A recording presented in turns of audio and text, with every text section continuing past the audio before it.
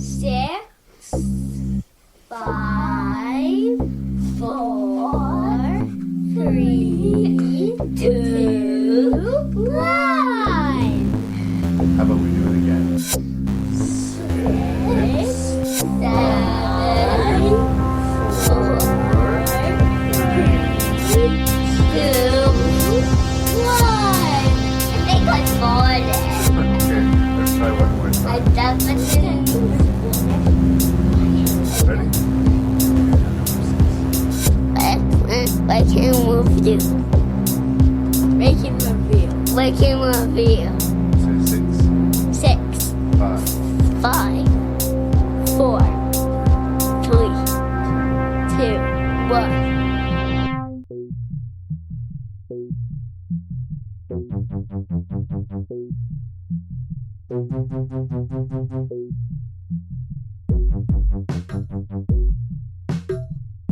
Hello and welcome to the 241st episode of Ranking Review, and your lucky ears have fallen upon an episode which will be including a bunch of reviews culled from the Shelf Shedding Movie Show, hosted by my friend and regular guest of Ranking Review, Jason Dubray.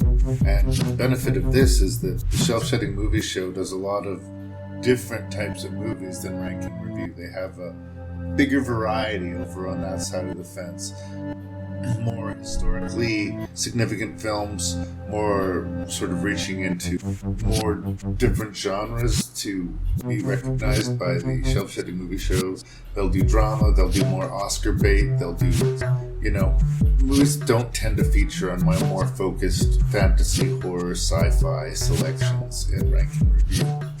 So yeah, I guess it's kind of a clip show, but it'll be new to the ears of Rank and Review listeners, and hopefully will be a nice introduction to the Shelf Shedding Movie Show, which you should probably consider listening to if you enjoy Dubray's reviews, which you should. This episode, you are going to be listening to 6 reviews, including The Contender, Bull Durham, Audrey Rose, The Place Beyond the Pines, Fast Times at Ridgemont High, and The Fabulous Baker Boys. As usual, you should contend with my tendency for coarse language and spoilers for the movies being discussed, and you can send your feedback to ranknreview@gmail.com. That's ranknreview@gmail.com. Thank you so much for your ears. Do tell a friend about Rank and Review. And let's get into this shelf-shedding movie, Rank and Review.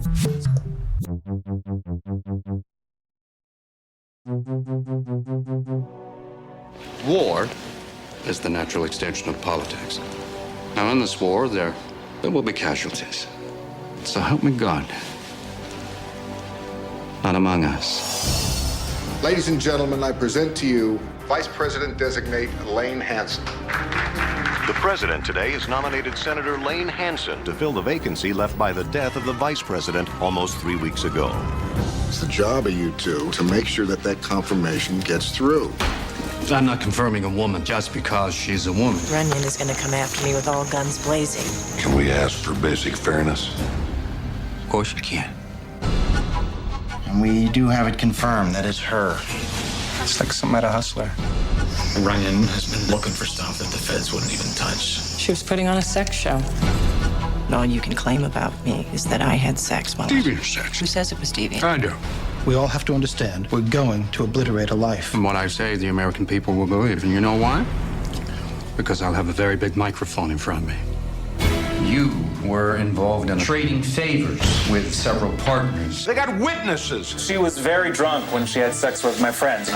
So you're asking me to step down? No, it's not going to be that easy for you, and it's not going to be that easy for them. What have you got on a distinguished gentleman from Illinois? SEC investigation, 1985. You got stocks? I want something embarrassing! Have you ever committed adultery? No. He's got the world thinking you're something out of a bad soap opera. You understand that you are under oath? Yes, I understand that between the two of us, I'm the one that's under oath. All right, one thing I know about you is that you stopped watching the Academy Awards. I believe it was after the year 2000. It was the year Julia Roberts won. Yeah, Julia Roberts won for Erin Brockovich. I know you felt that Ellen Bernstein should have won for Requiem for a Dream. it was a pretty good year for female leads, and in the mix was Joan Allen for The Contender. I unfortunately see a lot of parallels to this movie, which is now 20 years old, to the world we're in now. Jeff Bridges is the president of the United States, and his vice president has died. There's kind of this obvious person to take the job, played by William Peterson. And he wants it bad. He wants it bad, but instead, Bridges chooses Joan Allen. The controversial choice. The controversial choice because maybe somebody who doesn't have as much experience and is female. Imagine that. A woman? A woman. In politics? Yes. But, interestingly enough, from the get-go, there is talk about how she speaks, how she dresses, how she presents herself. Does that sound familiar, Hillary Clinton? Yeah. Or pretty much any woman who tries to run for a higher office or gets into a position of power. And then there is a bit of a rumored sex scandal of this orgy that she was involved with during her college years. That much hay is being made of. Yeah. And much is being made of because of Gary Oldman's character, who is a Republican. They use Democrat and Republican in this, who is the head of the confirmation hearing for Joan Allen's character, to be, Lane Hansen's the name of the character, by the way, to be confirmed as the Vice President of the United States. And as much as this is a Jeff Bridges episode, and this is one of his Oscar nominations, he was nominated for Best Supporting Actor for this. And Joan Allen is fabulous, don't get me wrong in this, but Gary Oldman is brilliant. Now, I maybe have a weakness. We've talked about Hannibal on your show. I might have a weakness for Gary Oldman because, to me, he's a chameleon. Yeah. If Gary Oldman was here, he could play me better than I could play myself. Well, there's a weird thing when, especially when people use all of Hollywood's technology to like transform themselves with makeup and computer effects. We're getting into this really uncanny age and with the Irishman and stuff like this. Where so sometimes I feel like these transformative roles can be just knock you over, but is it just the makeup? Is it, what's the movie where Nicole Kidman had that ridge added to her nose? Like, was it all about the ridge on her nose? Is that why that performance was brilliant all of a sudden? Right. It in one hand, it's really impressive, and on the other hand, you almost can. The makeup can do the work for you. The actor can almost be usurped by the makeup. I'm not going to accuse this of happening to Gary Oldman, by the way. I'm just saying this is something that can happen. No, I mean, with lesser actors. I think that Jeff Bridges has a really fun, really charismatic role.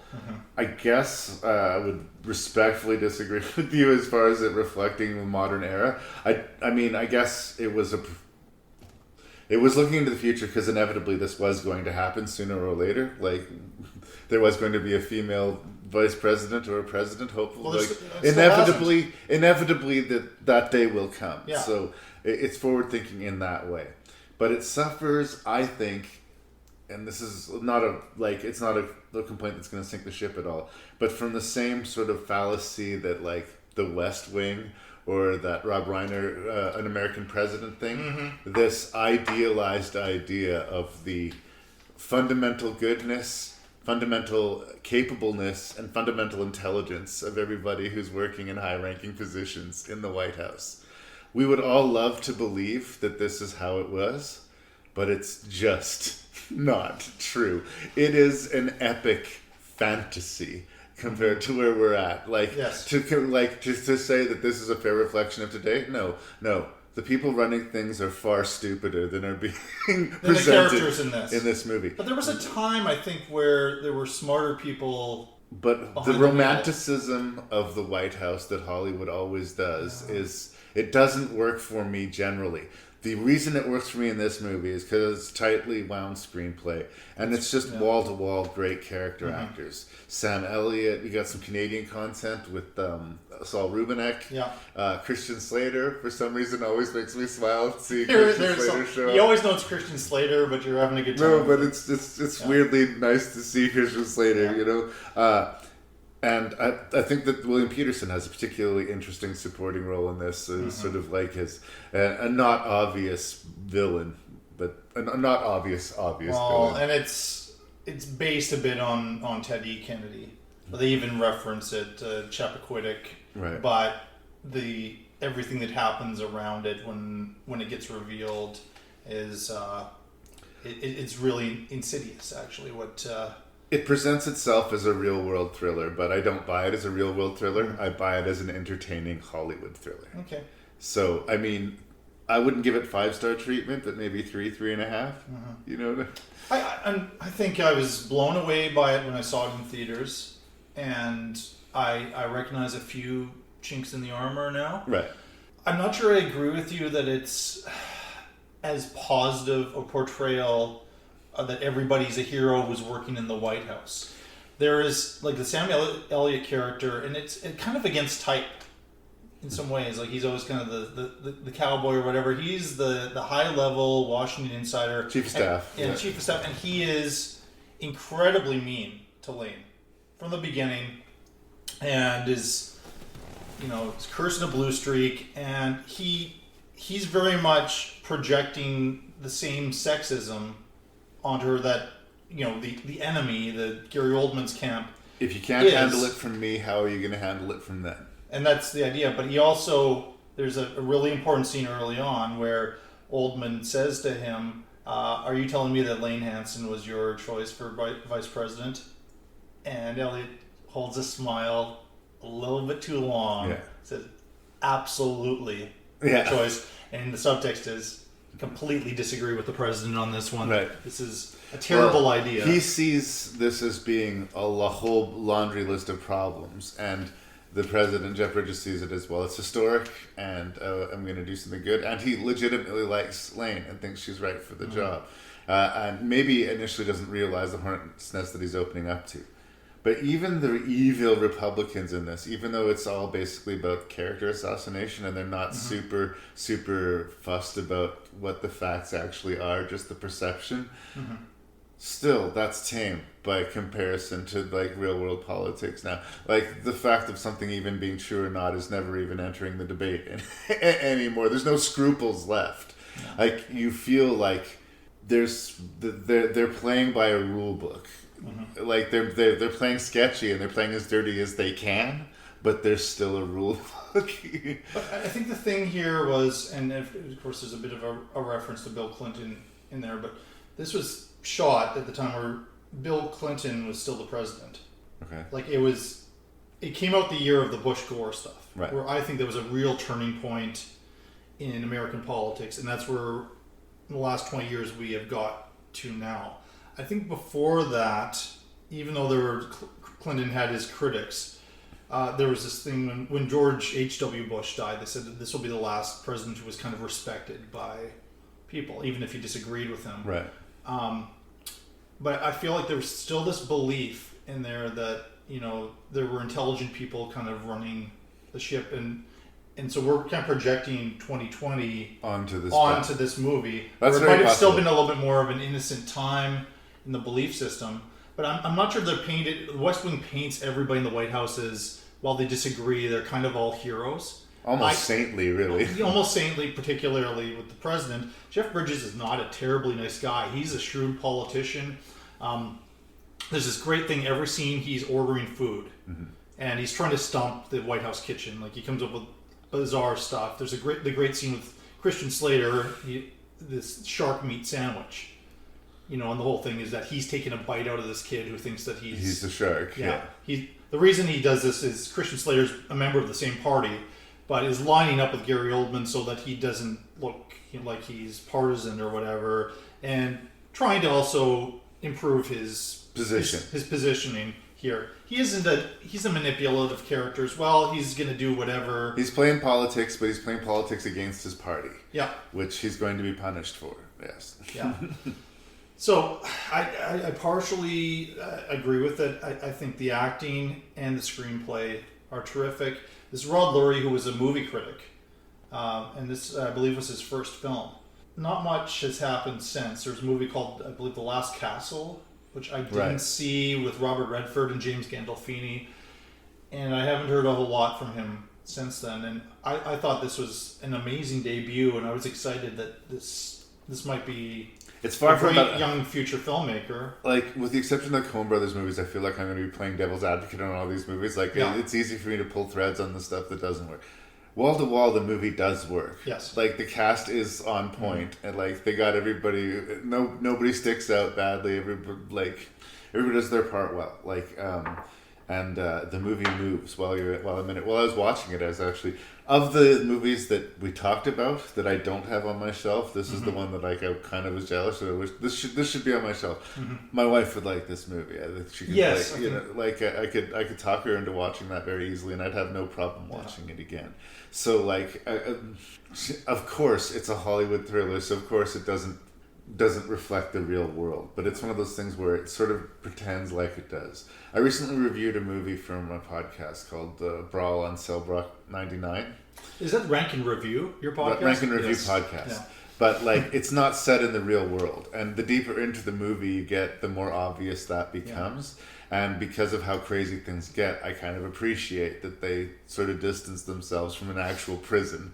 This is a gothic fairy tale vengeance prison. This isn't a real prison, right? Yeah. And so I kind of I like it when they play that way. Yeah. Playing it straight in a political thriller is the way to go. You can't pretend it's a world that's different than it is. And you're right, the world of 20 years ago, it was amazingly, significantly less corrupt than the world that we have today. But they're still corrupt, but not still to this level. Not to this level. Yeah. We're in things have changed, and not for the better. So maybe I'm carrying too much baggage for it. But as a basic thriller, yes, absolutely, I endorse The Contender. I didn't mean to come out like vicious of it. I love The West Wing in its own way, like the whole Aaron Sorkin, like it's like it's what we want it to be, but you just don't believe it. Just always remind yourself that this is fantasy. It is a fantasy. It's for several seasons. And I can get behind that. I've really been, I feel like I've been defending this film a little bit, and I haven't been all that critical for me, and maybe you disagree with me on this one, and it really is kind of one of Jeff Bridges' for your consideration moments. There's a giant speech that he gives in an improbable situation that he would gather all of the houses together for something other than the State of the Union address, and he goes there and gives them a talking to. And gives them a talking to, that's right. I didn't buy that for a second. No, I don't care who the president is. I don't care if it's Abraham Lincoln. That would never happen. And it's the end of the movie. It's kind of an important idea, and we have this, not to ruin the end of it, but there's this kind of hurrah, almost 80s sitcom type of freeze frame end there, and then we go to the credits. And it's kind of an unfortunate way to end what I thought was quite a sharp film. Right. It's the scene in like the lame courtroom drama where the defendant insists on taking the stand despite the lawyer telling them not to, because it opens you up to cross-examination and all sorts of other legal problems. It's so much better if you let your lawyer speak for you, but they got to get that person up on the stand to give their impassioned speech. It's like this dramatic dare that no writer can resist for some reason, and it almost never works. It's the end of Scent of a Woman. It's like, don't fucking do it. I've got such a sentimental attachment. That's another one, to Scent of a Woman, but well, it didn't bother me as much in Scent of a Woman as it. If I was the editor of that film, I would take a flamethrower to that scene. I would burn that scene out of the movie, personally. But I'm sorry, we were talking about The Contender? Yeah, The Contender, yeah. But it is that kind of a moment, for that's sure. What I mean. I agree. It is comparable. I understand that. And so one of those works better for me than the other. I just hit you in the feelings with that. I'm sorry. That's where my love of Al Pacino came from. And you know how much I like Al Pacino. You love you some Al Pacino. I mean, he's no Tom Cruise, but I'm just picking a fight now. Well, we're about to get into The Big Lebowski, so it's time to get ready to fight. Okay. What do you believe in then? Well, I believe in the small of a woman's back, the hanging curveball, high fiber, good scotch, and I believe in long, slow, deep, soft, wet kisses that last for 3 days. Oh, my. Who are you? I'm the player to be named later. I love winning, man. You hear what I'm saying?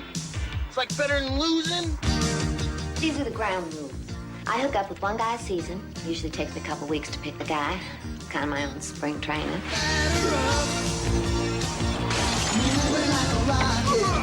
It's cold in here. You think Dwight Gooden leaves his socks on? God, the sucker teed off in that like he knew I was gonna throw a fastball. He did know. I told him. Honey, I want you to wear these when you're pitching on the road. They're garters. Rose goes in the front, big guy.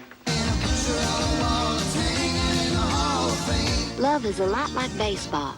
It's not whether you win or lose. It's how you play the game.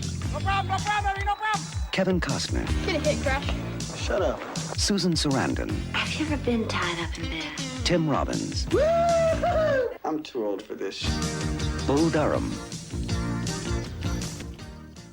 I had a Kevin Costner episode, and I talked about Field of Dreams, and I talked about this marriage of I'm a huge baseball fan, so baseball and movies together are usually a winner for me. It was interesting because I got pretty hard on Field of Dreams in my review. Revisiting it, I saw more problems than I think I saw when I first watched it. Sentimental. Yeah. Sorry?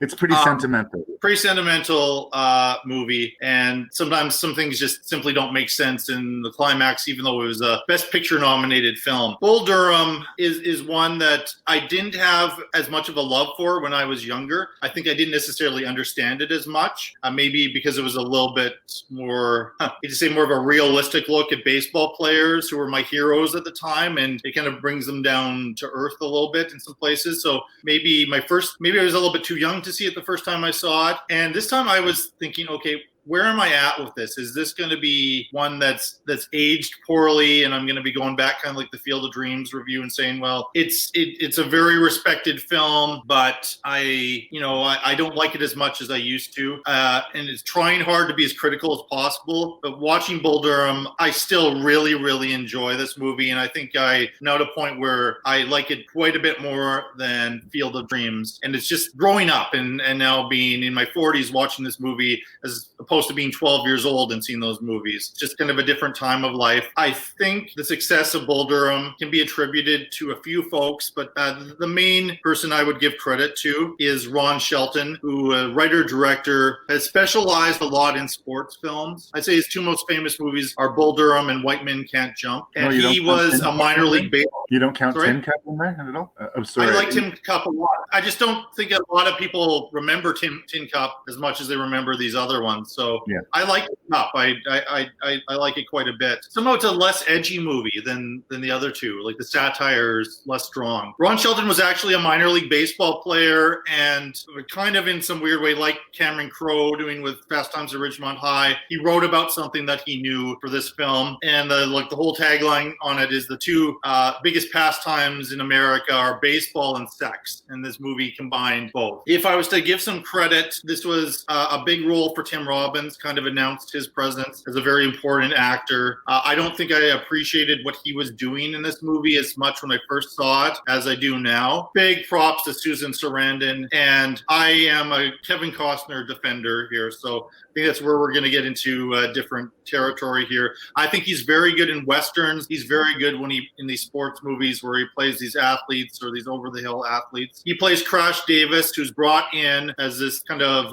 last days of his baseball career for this minor league team, the Durham Bulls, to work with this talented but out-of-control pitcher played by Tim Robbins, who just has this powerful arm but doesn't know how to control it, is throwing the ball all over the place. And Susan Sarandon complicates things because she is this fan of the baseball team in this small town, and she chooses one player to be her project every year and pretty much moves this young man in, teaches him life lessons, but also starts a one-season sexual relationship. And she is between the two men. She chooses Tim Robbins because Costner, as Crash Davis, he's like, it's between us. Like, if it's between us, you have no taste, and I'm taking myself out of this. Also, I don't think you're underplaying what an asshole the Tim Robbins character really is. He is a giant.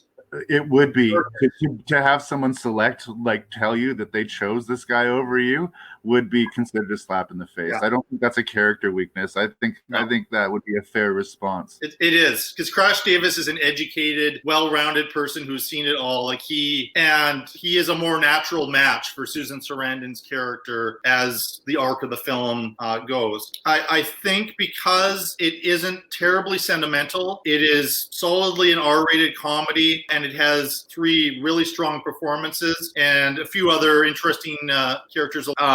It works really well as a well-rounded movie. I'm not sure it's like a ha every 5 minutes like Vacation is, or even to a certain degree Raising Arizona. But I think it's a very strong movie, and it's almost an anti-romantic comedy. It still has the tropes of a romantic comedy, and it has the tropes of a baseball or a sports film. The way the things work out, it isn't like, this is our tough season and it comes up to like the final game with some underdog team like you would see in a cliche-ish sports movie. And the way that the love story is handled quite differently than you would see in the traditional rom-com. So I think he found a way to kind of deconstruct those, put them together in an effective way, and it was a strong film for 1988. But I'm happy to hear your opinion, which might be different than mine. Well, look, I don't know if I've been making a frowny face, but like you have a couple things helping you to get through Bull Durham. Yeah. You love baseball, and you're a big Kevin Costner fan. Yeah. I do not love baseball, and Kevin Costner I find frustrating. I'm not going to sit here and tell you that Kevin Costner sucks, but I will say for every great performance he's given 3 completely dead-eyed, not there performances as far as I'm concerned. He seems more invested in this movie because he's got sort of a character to play. But when it came out, I remember this being the movie that everybody liked more than I did. And I think I agree with you. I was a little bit young for it. It skewed much more adult, so it didn't have the same wacky appeal of something as broad as a Vacation movie would. Yeah. It was a little bit over my head. So maybe I attributed to that. So when I revisited it, I thought I'm going to like it more, and I liked it less. It went from okay to fine. As far as I'm concerned. But again, I don't have the fascination with baseball, and I connect to 0 of the 3 characters. I could tell you that they were good performances, but one at a time. The Kevin Costner character spends his life playing baseball. It may not be the pro game that he wants to do, but he makes a living playing a game that he loves. And he's Kevin Costner. He's going to get laid. He's going to have a baseline sort of okay. He's going to be fine. He doesn't have any huge mountain to climb other than he used to be a contender and he isn't anymore. Susan Sarandon, as much as it's a great performance and she's a, quote, powerful character and she's making her own decisions, is dedicating her life to making men's lives better. A different one every year, but that's who she is. She's Penny Lane taken to a ridiculous degree. Yeah. And I can only get away with Penny Lane once, and that movie was almost famous. So I like Susan Sarandon, but I don't know if it's not even credible. I'm sure there are fans who are like this, but I don't know that this is something to necessarily be celebrated as far as I'm concerned, or that maybe we should be more, if not critical of her, maybe she should be more aware of herself. Like, if you know every year you're going to have a different boyfriend, you have no long-term plans, right? Maybe she's got some flaws, I think at the time it was just a strong, free-thinking character. And then we have Tim Robbins, who I agree. I think he gives my favorite performance because it's the most fun performance of the 3. But it seems like he was born with this great arm. He's inherently talented, and he takes it for granted. Yeah. And he's shitty to everybody, no matter how much they try to help him. So between those 3 characters, I don't have a lot to cheer for, Jason. I just don't. And because I don't care about baseball, and because it's going to be fine for Kevin Costner and he and Susan Sarandon are going to inevitably end up together, I didn't feel any conflict or weight or energy to the movie. I stared at it. There's a couple of funny lines. There's a couple of good character beats. And I get why this excited people about Tim Robbins and Susan Sarandon. This was about when they were about to make their meteoric rise through Hollywood. Yeah. And they earned that with this movie. Yeah. But Ron Shelton will do the same movie over and over and over again based on the success of Bull Durham. And if you ask me, he specializes in sports movies about unlikable characters. Yeah. Tell me I'm wrong. You're not wrong, and I think you're describing my initial reaction when I was whatever. I remember because I was a baseball fan, and I traveled to Montreal to see the Expos with my uncle, and we were staying at his, I think it was his sister's place in Montreal, and they had a VHS copy of Bull Durham, and like, oh, you're like a baseball fan. let's watch this. But they'd kind of forgotten about some of the sex stuff in there, and I didn't get the whole picture because I think they started doing the adult thing of fast forwarding. Oh, this is inappropriate kid in the room type of thing. And it was later I saw the whole arc of the film. But what struck me about it is at a time when I saw people like Costner would always play a hero role, and all these baseball players I was enamored with and saw them as gods, right? This movie brought them down to earth as human beings, and in some cases very arrogant human beings. Sometimes they're about themselves. Spoiled, entitled human beings. And entitled as well, because especially Tim Robbins, that he's been given this gift and he doesn't appreciate it.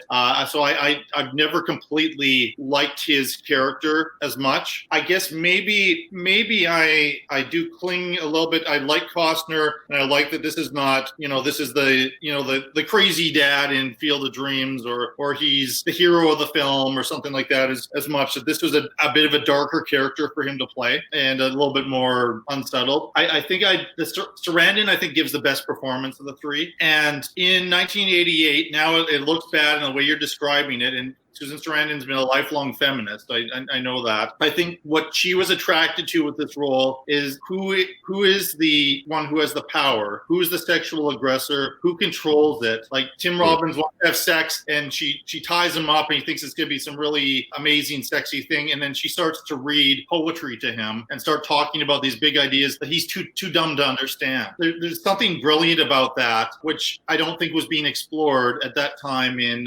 Hollywood in the 1980s. If I'm coming off like some social justice warrior bullshit, this is not what I'm really doing. I don't care. I get what they're going for. I see a lot of flaws, and a person who really would act this way, who would so dedicate themselves to other people and a new person every year, I would sort of think there was something within them that was needing looked at, that would need to be acknowledged here.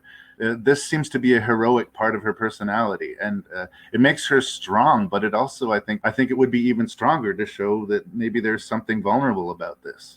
I think, but I do think that she is kind of a sad character. I don't think she's somebody who has it all together, or the film is trying to show that. And in particular, when she's not getting her way, because it really is a battle for the Tim Robbins character, who's influencing him. Crash Davis, you're saying, like, when you're playing baseball, when you're hot, you can't have sex, you can't be thinking about women or any of that stuff. That's gonna get in your head, and that's gonna screw you up. And he starts listening to Crash more, and she's just having no luck influencing these men, and she's always had this power, and then she's just, what's my identity anymore? She's stuck at a bit of this crisis point. I think, like, towards the end of the movie, and I don't think it's Pollyanna. I'm making it sound a little bit Pollyanna, but Crash is retired from baseball. She's retiring from being the Penny Lane, as you described her, of this Durham Bulls team, and they've really kind of found each other, and they're better suited to each other than anything else, and that she's not going to be doing this anymore, that they're going to now carry on with their lives. Seems like the movie doesn't even pretend there's conflict in that. It's like this is her one last hurrah before she settles down with Kevin Costner. You know what I mean? And it's something coldly calculated about that. I think Ron Shelton does. I get why people appreciate it, because it's more layered and nuanced than sort of like a crowd-pleasing sports movie like Hoosiers. It might have its appeal, but it's also, pretty contrived in a lot of ways. And he seems to consciously avoid that. But I think he arguably overcorrects a lot of the time. I think I would have liked White Men Can't Jump a lot more if I liked Woody Harrelson and Wesley Snipes' characters a lot more. They were so shitty to each other that I ended up not liking either of them by the end of the movie. And whether or not that was the point of the exercise, it made me like the movie a little bit less. And I don't know if that's a comment on male relationships in the sports environment, where they do talk that way to each other and talk each other down and smack talk. I'm not an athlete in any way, shape, or form. I'm an appreciator of baseball mostly. I will watch sports, but I'm not an athlete. I've never understood that mentality, but I think he's trying. Movies have always been my sports. I've been bullied by too many jocks to really even pretend to like sports, and it's not my thing, and I will take that that's a knock against it. And I've always been mystified by the popularity, like I said, of Costner.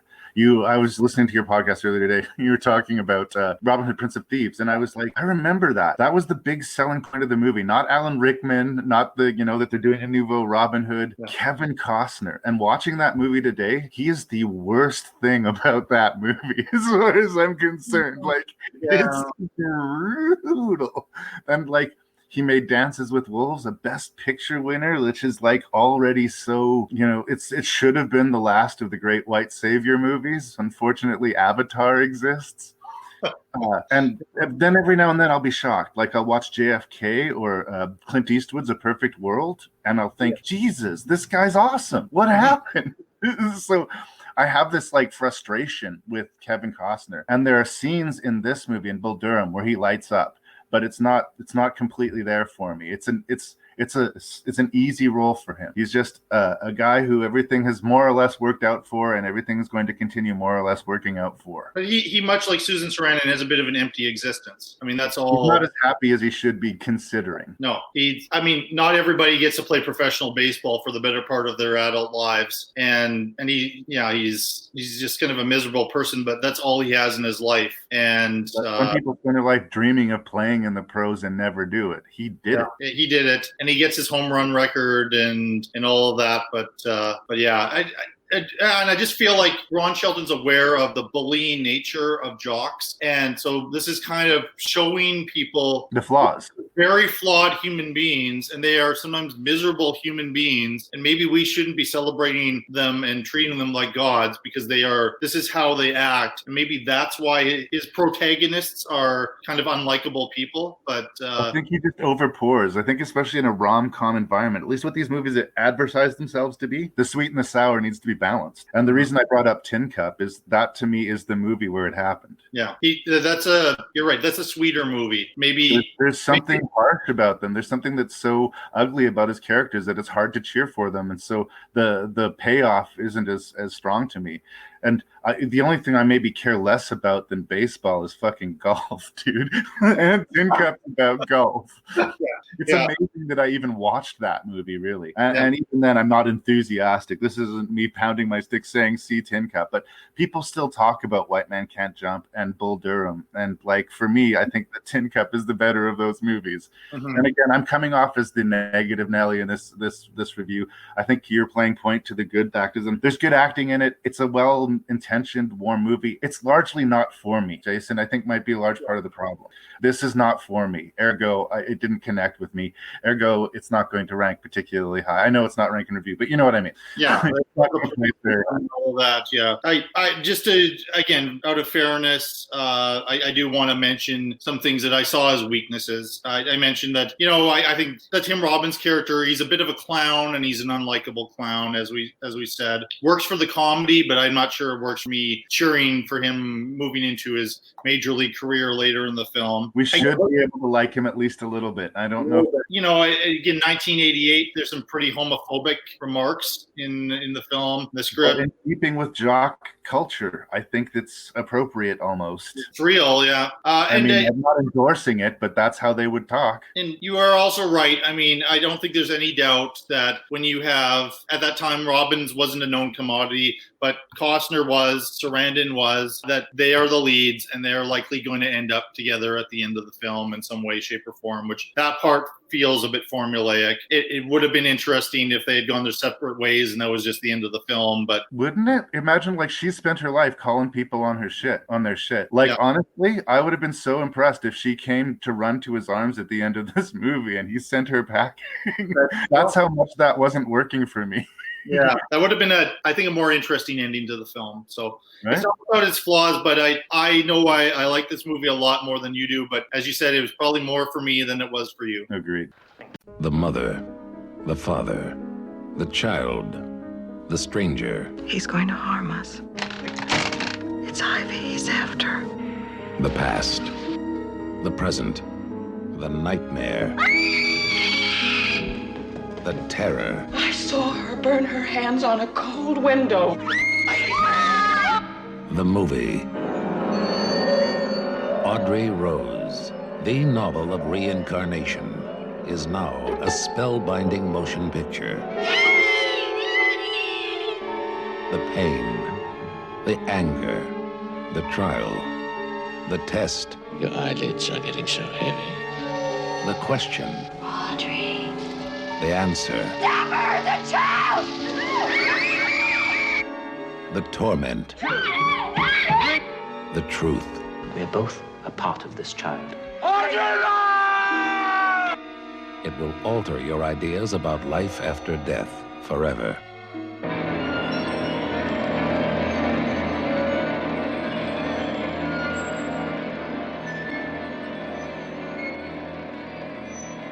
I feel like I've told you this story before, that I went through some phase of my, I don't know, childhood, or if it was, maybe even it was like early teens, where, and I've never been great at getting to sleep at night. And at midnight, CTV would play these movies. And they would go for movies that were 15, 20 years old in kind of the 90s or into the 80s. And just one night, this movie came on called Audrey Rose. I didn't know anything about it. And there were some parts in it that just freaked me right out, where I was like, I actually had a reaction where I was scared, almost to the level of something like watching The Exorcist. It was the 1970s, and there were a lot of movies about where children were at the kind of the center of the film, and actually being asked to do some fairly tough things in the movies they were in. And Audrey Rose does have it's directed by Robert Wise, terrific director. He did The Haunting, of course, and it has a pretty good cast. Again, before a lot of people were paying that much attention to Anthony Hopkins, he was in a movie called Magic that we both quite like, horror movie in the late 70s, and he's the lead actor in this, as well as Marsha Mason. And Marsha Mason is she's very good. Yeah, she's her body of work in so many different roles has been great. She's to me at the time, she would have been kind of like comparable to like a Meryl Streep type of a person, or a Glenn Close, who would of that generation. She would have been in. She got a lot of work in the 70s. And so her and her husband are finding themselves stalked by this really strange seeming British man played by Hopkins, who has taken an unusual interest in their daughter. And it's New York City, and there are a lot of creeps out there. What's going on? And we start to find out that this man has had much tragedy in his life, where there was a car accident where he lost his wife and his daughter. And through talking to some psychics and some spiritual people over the years, he has been convinced that death is not the end, and that his daughter would have been reincarnated, and he has traced it back and believes that his daughter, named Audrey Rose, has been reincarnated as the daughter of this couple. And they found that there's night terrors that this young girl has, and she has these dreams, and a lot of them revolve around her feeling like she's on fire. And they can't really explain it, and they're looking at psychologists, and that, again, very much like Regan in The Exorcist, trying to explain scientifically something which seems to be connected to the supernatural. Maybe this is one where not a lot of people remember this movie, and I want people to check it out and form their own opinions, but I recognize the flaws, but I have a bit of a soft spot for Audrey Rose.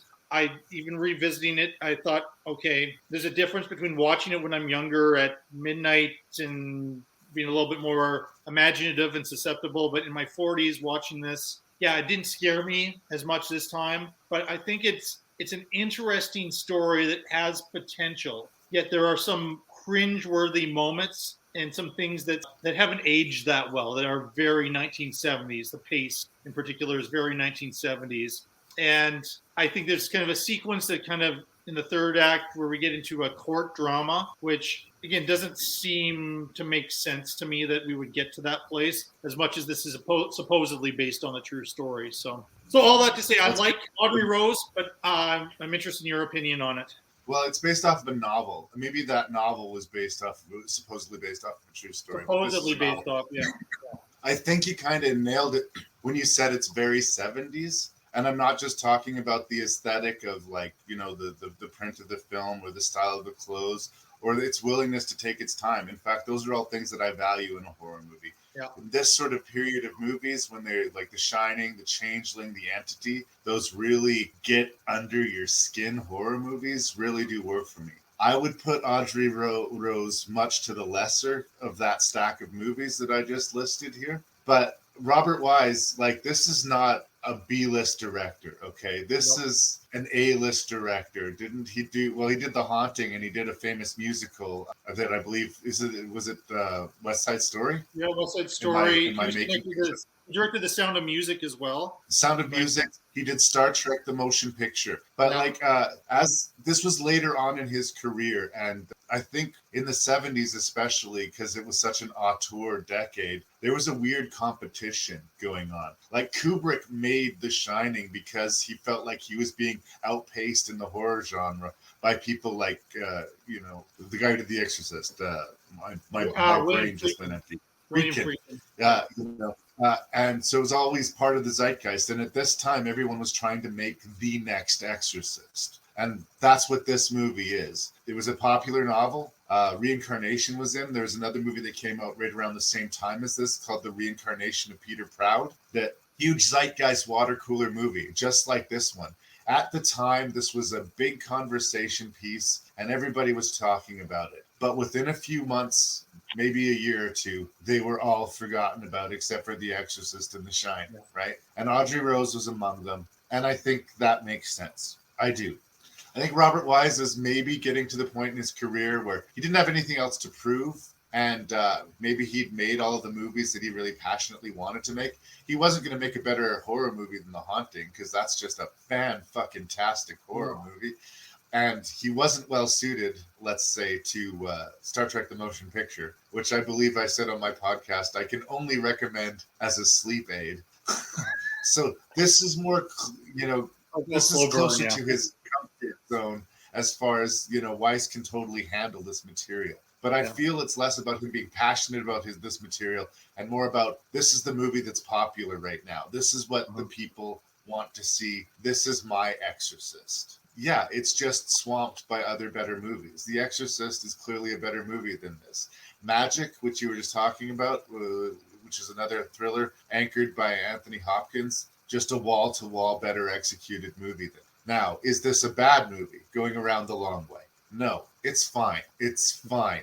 But with the talent involved, Robert Wise, Anthony Hopkins, best-selling novel, zeitgeist moment movie, I don't know that it's all that. I think it's okay. And I think you're dead right that once we get into the legal thing, until we get to the final climax, which is not what you want or expect the movie to give you, which I will give points to, but the actual court case itself is ridiculous. And to be frank, especially the third time around, boring. So, it's not like The Exorcist of Emily Rose, where they were counterbalancing these two completely different genres in a way that helped, or we were seeing two different takes on the story, and maybe Anthony Hopkins was right and maybe he wasn't. Clearly, Anthony Hopkins is right. Like, the plot point early in the movie is that she burns her hand on a frozen window pane. Yes. So, what's the explanation to this? But I don't know. The movie falls short for me on, I didn't lose sleep over it.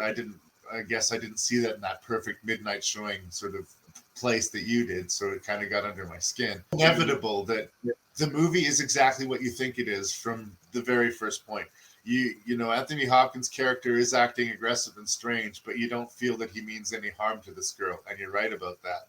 And the story that he tells about reincarnation and the tragedy that happened to him, it would be a hard one to swallow, but at no point does the movie really ask you to doubt it. The only surprise it has is at the very end of the movie. I didn't see that ending coming, but it was a long walk to get there. In here, I'm kind of all over the place, but I want to like the movie more than I do. I think it's one of those things that at the time, it was a really big deal. It's like Lost or something today. Like when everybody was watching Lost on TV and everybody's talking about Lost, and now nobody gives a fuck about Lost anymore, right? It had its moment. It's done. Audrey, well, maybe that was a bad example, but Audrey Rose had its moment and it's kind of done. There are zeitgeist movies, even really big ones. I've said things like The Blair Witch Project or Texas Chainsaw Massacre really are helped by seeing them when they came out. Being part of the moment that the movie inhabited really sort of justifies the movie in a lot of ways. And the farther away we get from that moment, maybe the less sheen the movie has on it. And I feel like that's just the way I feel about Audrey Rose. It had its moment and it was fine, but we've moved past this. And I might have a little bit of a weakness for 70s cinema. And there's something about the 70s horror that works for me for some reason more than anything else, where maybe it's because I was only in the 70s for a brief time, right? So I didn't get to kind of live in it as much, and I have this image of what it was like, and then to see kind of the things that happen in here, I just, that style, that setting works well for me. But that was one of the moments was, I had this experience. I found the movie on DVD. I was so excited. I bought it sight unseen. And then I showed it, I said, this great 70s horror movie that freaked me right out. I showed it to a group of people who ended up laughing at it. And so that was like, okay, so this might have been Jason only type of a thing, that I'm one of the few that likes it. A few things I want to shout out, mention Hopkins and Marshall Mason. I like Norman Lloyd as that psychiatrist. Sure. In the climax of the film when they're trying to hypnotize the girl and try to talk to Audrey Rose. And I just think that whole sequence is freaky and it works out well. The lighting, the cinematography, and that's where we're seeing how good Robert Wise is as a director. I think if you didn't have a master director like that, then that sequence could have come across as really silly. And it to me, it wasn't. What did you think about John Beck? He plays the father, Bill Templeton. I'm sympathetic in some ways. It is a tricky character, like especially as a parent. The plot machinations, like this guy is stalking your daughter. Yeah.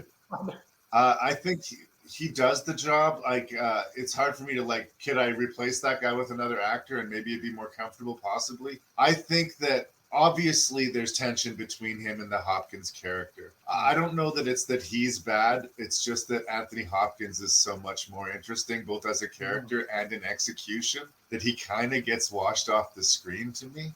A bit. And I think that conflict should be much more real. Like, you stay the fuck away from my daughter, right? Like, and as those parents, like, so yeah, that spoilers, I guess. She is Audrey Rose. That is the reincarnation. She does relive the experience of Audrey Rose's death, but this time her daddy's there for her. Great. What about them? They just lost their daughter. Do they now wait for their daughter to get, or was that ever really their daughter? Like, what's the thesis of the story here? Like, what really happened? Did they ever really have a daughter that was their own? Why is their tragedy not more of a tragedy than Anthony Hopkins' tragedy? And I think theirs is a pretty, their tragedy is pretty brutal as well, too. I mean, like, one is awful, sudden, horrible, can't say goodbye type of thing. The other one is they deal with, months and years of ongoing these night terrors and trying to protect this girl. And then what's the payoff here? I mean, they just said it's a really dark story. I think, when you kind of look at it as far as the payoff, but getting there, you said, is a bit of a journey. I almost wonder, for some reason in that role, I always think of Nick Nolte. Like, Nick Nolte playing that role, I think could have really taken Hopkins on, and like that could have been, maybe it would have been a little bit too actory between the two of them going back and forth there. But yeah, I was just curious. I think he does a good job. I also like the actor John Hillerman. Small role as one of the lawyers, but he was on Magnum PI and in movies like Chinatown. That was kind of the bright light in that courtroom section, is just to see that guy in there. All of these movies that we've done this episode are full of that guy roles, though, aren't they? Yeah, there's a lot of people in this. That guy. Again, I feel like I've been hard on the movies this episode so far. I've been picking on them. Like, again, I do think it's fine. I'm not particularly excited about Audrey Rose. It was in my collection, and I'm down for Anthony Hopkins. Like, I do think he was always a great actor. Everybody kind of embraced it after Silence of the Lambs, but it wasn't like he was slumming it before this. This was 15 years before Silence of the Lambs, and he was killing it. He was in The Lion in Winter, which was an Academy Award winning film in the late 60s. So, I mean, and all the theater stuff that he was doing at that time too. So I'd encourage people to make up their own minds on Audrey Rose. Check it out if you can find it. But it's another one that's been lost a little bit, and I just don't want movies to be lost forever. That's the concern, I know, as far as the streaming world and stuff that you've talked about. So if you're a fan of the slow burn 70s horror movies, or you're a fan of Anthony Hopkins, it's a staple. Ladies and gentlemen, introducing Luke and the Heartthrob. Is Romina here? Who's that guy? He's yours. You're not gonna tell me? I heard from you in over a year. Just took off. My son and I should be around him. I wasn't around my dad. Look the way I turned out. How are you going to take care of us? I can't think of another line of work that I'd rather be in. You're so smart. You can do anything you want. Just don't understand why you're doing this. I'm a cop, Jet. You got a kid? You want to provide for that kid? You got to do that using your skill set. And your skill set? Shazam. All right, everybody who wants to live, put your hands in the fire. 105 in pursuit of suspect. 104, I got a visual on a motorcycle.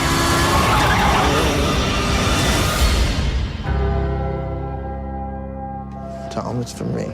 I'm still his father. I can give him stuff. Hey, I'm Officer DeLuca. We're here to search your house. What for? We're looking for the money that Luke Lanton may or may not have given to you. 14 grand. The lion's share is going to our hero. This is your problem. This is our problem, and I'm bringing it to your attention because that's what I should do. I want to do two in one day. Yo, get up! I'm not going to let you bring us both down. There's a way out of this. You're not gonna like it.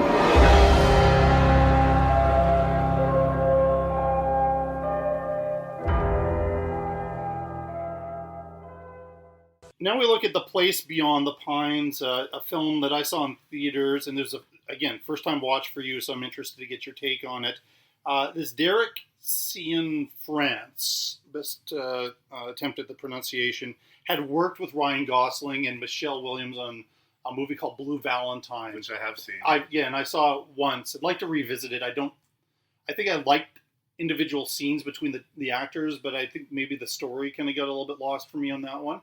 And so obviously we like working with Ryan Gosling because he, put him in this movie. And the big thing was like Ryan Gosling and Bradley Cooper, two of the hottest young actors in Hollywood, are in this movie together. Yes, we do have Ray Liotta. It was like, and Ray Liotta at the end of the credits we see. But seeing this in theaters, there were surprises to be had with this movie. I thought there was going to be a lot of screen time. Spoilers, there isn't. For Ryan Gosling and Bradley Cooper, there's a key moment for sure. And the 3-act structure of the movie is kind of interesting. Problem with it, I guess, and I do like it a lot, and I think it's well executed, is we start off with this guy who, he's kind of motor racer, and he travels around with like kind of it's like a carny show or something like that. He just races dirt bikes. Yeah, races these dirt bikes, and in like I'm not using the technical terms, like the ball there, where other people are, and it's a miracle they don't crash into each other. What do they call those spheres, where they drive around in circles? Yeah. And then he comes to this town that he was at probably the year before.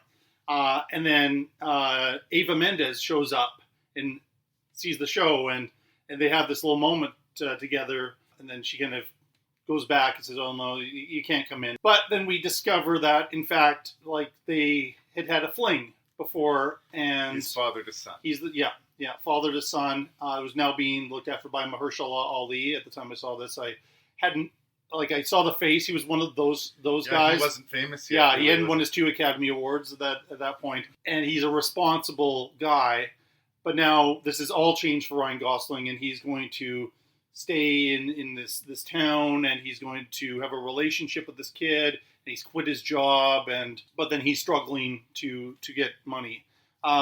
Then he runs into the wonderful actor Ben Mendelsohn. And this was actually, I think this was kind of a different role for him. I mean, like he always plays kind of a darker, creepy guy here, but he's a guy who, has very, he lives in this place where he works on cars. And he saw how fast Gosling is on his bike. And he offers him this trailer to stay in, and he can do a little bit of work, but he's not earning enough. And then he brings up this idea of robbing banks, but being disciplined about it. Don't do too much every once in a while, and that's how you never get caught. And he kind of trains him up on that. And it gets to this point where he's going to have to be providing some money if he wants to be part of this, his son's life. And then he starts quite successfully and in very good, these really well thought out bank robbery scenes that are quite exciting. Starts to commit these bank robberies, and he gets more cash, and he's buying things, and he's just trying to win Eva Mendes over and get rid of Mahershala Ali. But of course, different circumstances happen. There's a bit of a violent streak in this guy, and things kind of go downhill from there. That's the first act of the movie, and it is riveting. It is great filmmaking, it's well written, wonderful acting. There is a point where we change perspectives, and Bradley Cooper is introduced, and we then focus on Bradley Cooper and less on Ryan Gosling. Okay, spoilers. Please pause. Yeah. Watch this movie, and then return to this review. Ryan Gosling, his character, is no more once we get to the second act, and then we see the story of this police officer who, basically murdered Ryan Gosling, but he's told the story. He took a round in the leg. He took a round in the leg, and he's become this hero. Yeah. And then we get Ray Liotta, who shows up, and some of his buddies, and they are dirty cops. And they go in and they terrorize Eva Mendes, and they're trying to find this money that Ryan Gosling stole, and they're just horrible. But we get the charm of Liotta, we get the villain quality, and a little bit of an older Ray Liotta as well. And then we kind of see how Bradley Cooper and his father, who is a judge or something like that, state Supreme Court or something like that, how this leads into having a very successful career in politics. That story, while it's interesting enough, is not as interesting as the Ryan Gosling story. Then we go to the third act, which is years into the future, and Bradley Cooper is trying to become the attorney general after he's basically betrayed and lied to all of these people. But now we're looking at the next generation, and this thing that happens in the movies where we have Destiny. Ryan Gosling's son and Bradley Cooper's son meeting friends. each other and they're both kind of outsiders in this high school, and things go pretty bad. Yeah. And that's the third act. And as much as like these young actors are trying their best, that's the weakest act, I think, of the three. So we kind of get our first, say, half an hour, 45 minutes is amazing, and it's diminishing returns for the rest of the film. Not enough for me to say my thumb is down, but I really noted this time. I was amazed how much I forgot. I saw it in theaters, and this has been a few years too, how much I'd forgotten about this movie. But I like it enough, and Gosling is so good. Cooper's fine, but Gosling is so good, and that opening sequence is so good. I can't not recommend this film. I think people should check it out and maybe see the whole 3-act structure and judge for yourself. But for me, it's kind of more in between, and I feel like this could have been like up there as one of the best movies we're talking about. Instead, it's a better than average film. So that's my take on The Place Beyond the Pines. It's an epic movie. It's long, and it's telling a story over 2 generations. So it is by definition an epic movie. But it does feel, you're right, like 3 different movies. Like it either wanted to be a mini-series or like a trilogy. Yes. Because the first act, succinctly by itself, this man discovers he's a father and wants to earn it and wants to do it, but he makes all of the wrong decisions and it ends tragically. That could be its own completely effective movie. They could have expanded that to a 100-minute movie that would have completely subsisted by itself. It would have been a bummer, but it would have worked. Then you have the second movie about Bradley Cooper and him basically using this shooting to escalate his career, but also, dealing with the corruption around him and living with the fact that he killed a dude. And he killed a dude who was a father. And and he has this guilt about it, yes. He does. He doesn't feel great about it. No. And it was a pretty clean shoot, to be honest. I mean, you could debate it, but it was heightened circumstances, I don't think he was crooked in what he did, I guess, what I'm saying. Other stuff later on is crooked, but... I mean, the actual shooting itself. It's because he shoots Gosling, and Gosling fires the round after he's been hit, but he's standing in the window ledge with the gun in his hand. They're in hot pursuit He appears in the doorway. They're going to shoot at each other. Yeah. Bradley Cooper fired first, ergo he won. Yeah. So like it seemed legit, but And that was a shocking moment. I mean, yeah. I did not expect that when I don't know if you did, but no. I did not expect that. I didn't know that. Again, I hadn't seen the movie before, and I hadn't really heard much about it. So I wasn't expecting Gosling to be killed at all. That was when he first went out the window. I was like, I thought, well, he's going to be, next scene will be in the hospital or whatever. Mm-hmm. And then they did the pan shot over, and I'm like, that doesn't look like a hospital. No. So then we get to the third movie. Yes.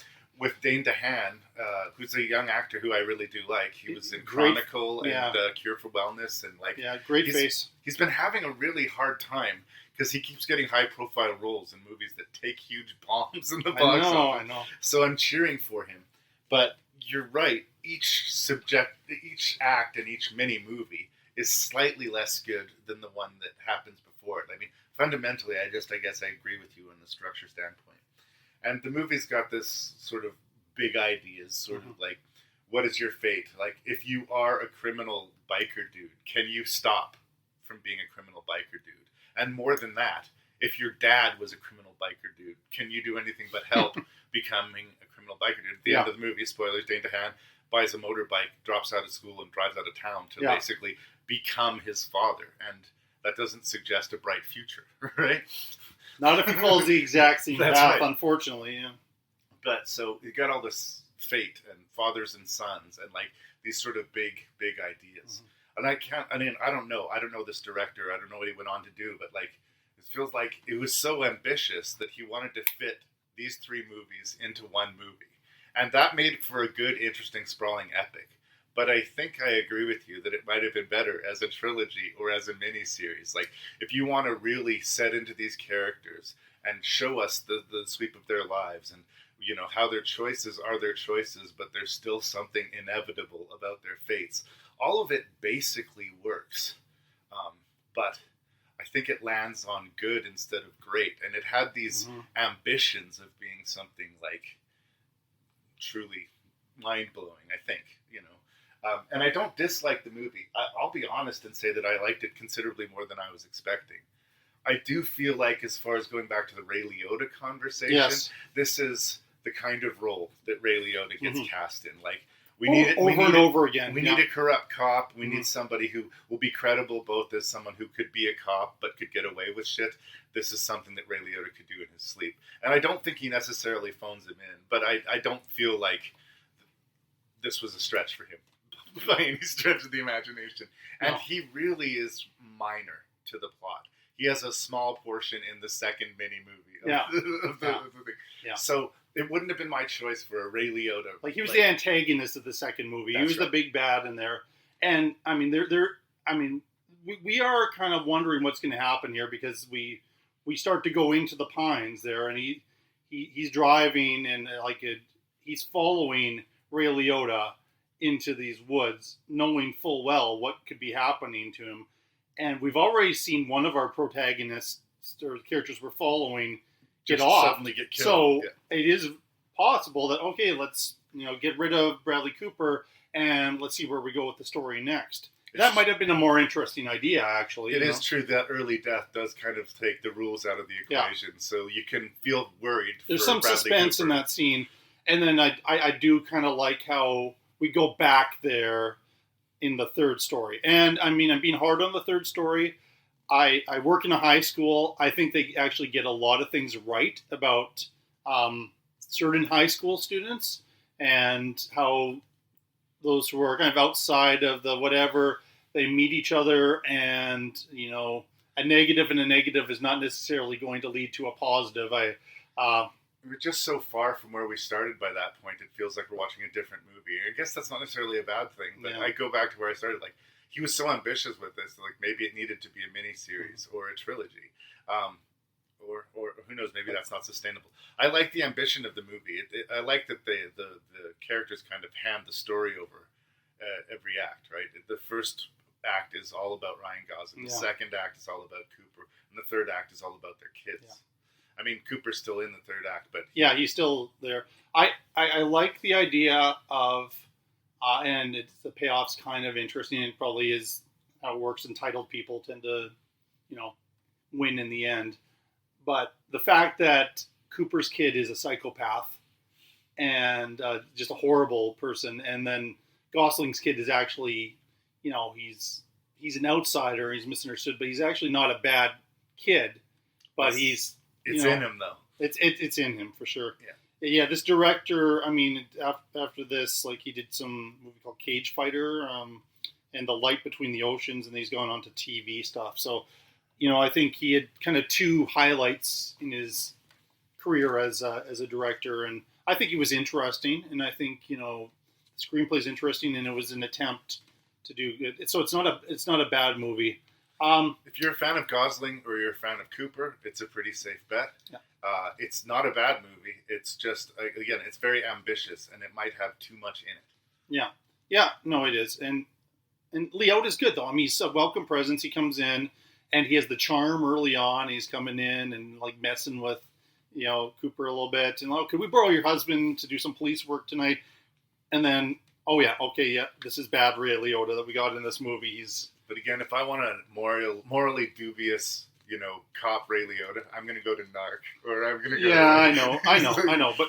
But and again, to me, it's the curse of Goodfellas is that this is what they would recommend him for. They weren't recommending him for other roles. It does have a tough guy face, but I appreciate the soft side to Liotta. Yeah.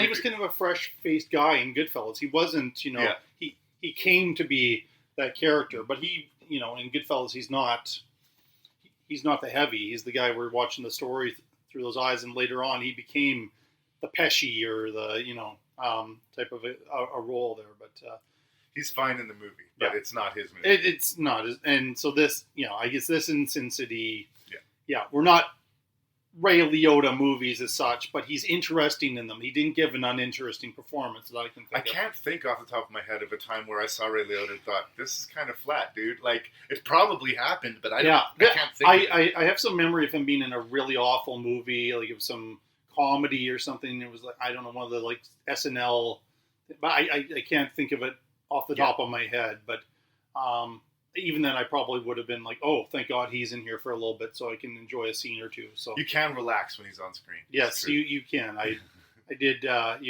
But he's not the reason to watch the movie. But he's always excited when he shows up. So Universal Pictures presents everything you always wanted to do in high school with everyone you always wanted to do it with. Hey, bud, let's party. They're the students of Ridgemont High. Brad Hamilton, the fast food king. I shall serve no fries before their time. It says 100% guaranteed, you moron. Mister, if you don't shut up, I'm going to kick 100% of your ass. Charles Jefferson, a man with a mission. Oh, gnarly. Linda Barrett, not exactly the girl next door. Awesome.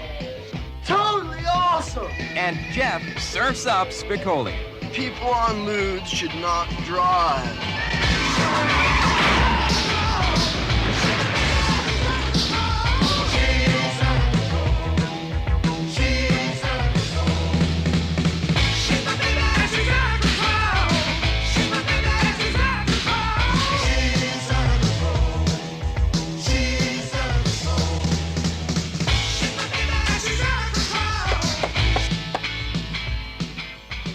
That was my skull. I'm so wasted. See Fast Times at Ridgemont High.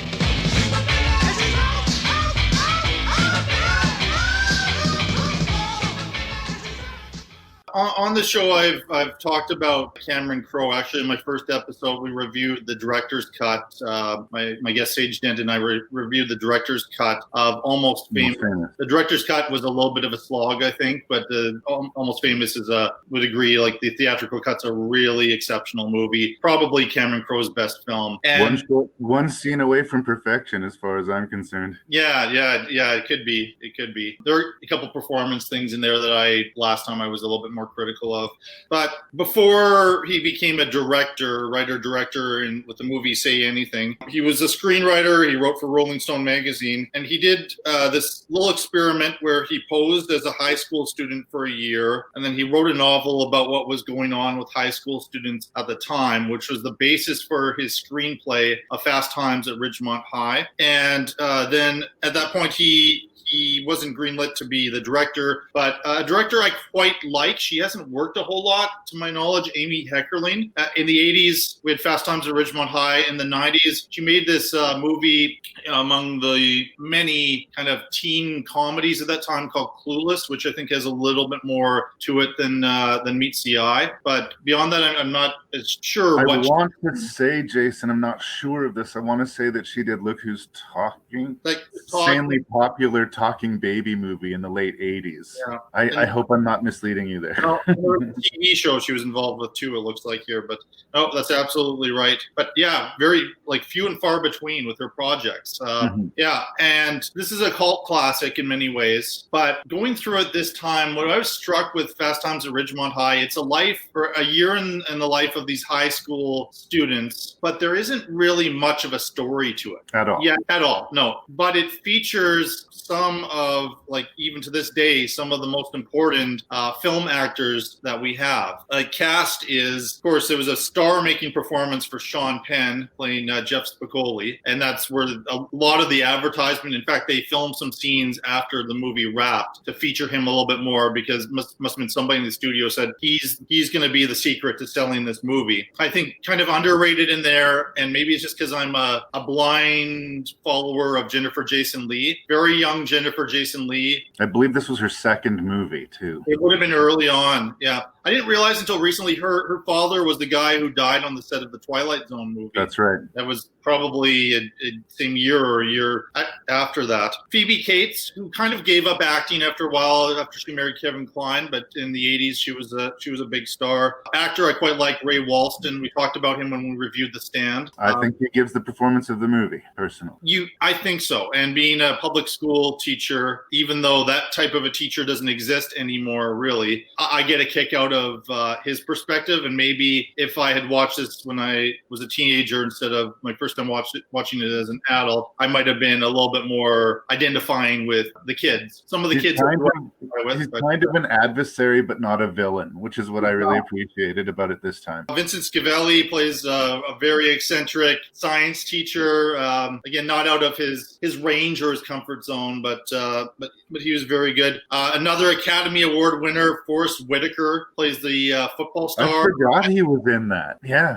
Yeah, he shows up in movies. In a show that's coming up soon, I review The Color of Money, and I, for some reason, always forget that he appears in The Color of Money as well, and it's a great performance. He was, even from a young age, just a solid actor, and he just makes in Bloodsport, man. Eric Stoltz makes appearances in there as Stoner Bud is actually his credits. Yeah. Nicolas Cage under the name Nicholas Coppola. He actually lied about his age to get into the film, and so he wasn't featured as much as he could have been. So Anthony Edwards, who was later on ER, Stoner Bud, another one of the friends for Sean Penn. There's some other actors I'm a movie nerd and enjoy talking about, but it's quite a good cast, and they're young, but I think they do a decent job. And maybe it's because the acting is so good that I didn't notice in previous viewings until really critically looking at this, that the story is so thin. I think for me, the 90s ancillary to this movie, and how I feel about this movie, is Dazed and Confused. Mm-hmm. Richard Linklater's Dazed and Confused came out in the early 90s, and it had 2/3 of Hollywood who were about to break it big. This is the early 80s version of that.